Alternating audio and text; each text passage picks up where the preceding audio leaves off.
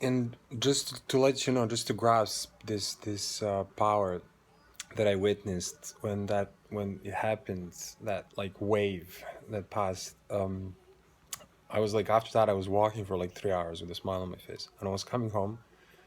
I swear, the moon was like half of the streets, and I was like, I looked in shock, and some other people were looking also at the moon, and then one of them like turned from the moon and kind of started looking to my direction. I was kind of walking towards them, and I just kind of went into the where I lived in my building, and yeah, it was right there. Yeah, that's where it happened actually.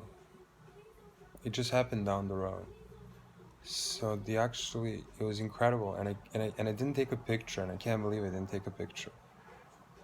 Yeah, there weren't even these kinds of phones then. So, anyways, this was like, and I'm shocked that this was never like actually on television. Like that nobody actually has mentioned this. So I was like,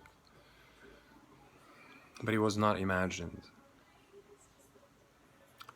So this is the power that that I'm talking about. This like this when this flew in, this he actually managed to move the moon an incredible amount.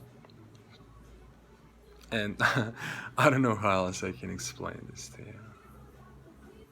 So yeah, this is proof of its power. And its power is like enormous. I mean, so yeah, he's an instant healer. That that power is an instant healer. I was ill, and then suddenly I was untied from my illness. As Eminem would say, ill is real with the real. He's the realist, and illest killers tied up in the knot. So basically, that's what devil and God are. One is the realist, and the other one is the illest killer. And they can get tied up in the knot within us. So don't underestimate the power of either. They're both incredibly powerful. Yet one is more powerful than the other. So he does always have the unlimited power to forgive.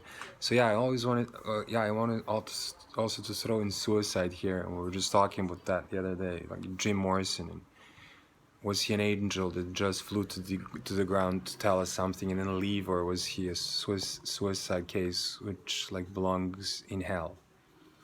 And it's like, if you take your own life, it's not good. I mean, why? So because there's like a lot was invested in you, and you have like an obligation. Like, these were important people. Like this guy was a serious influence for the world. You know, the world wanted to know more from.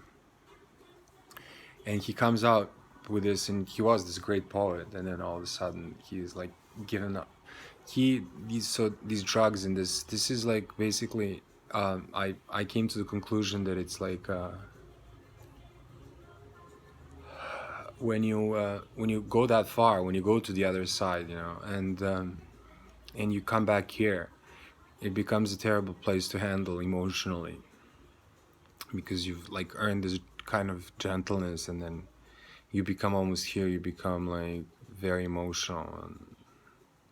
And some people are afraid of that, but I mean, and but like, you have a great obligation, whether you're that great, even if you're that great, you have an even bigger obligation to you know, to pass that on, to live as long as you can, to like help people around you, whoever is there, and wherever they can hear you,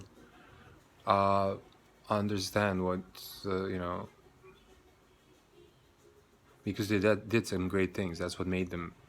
But greatness comes with the burden, because then the unclean wants you even more. So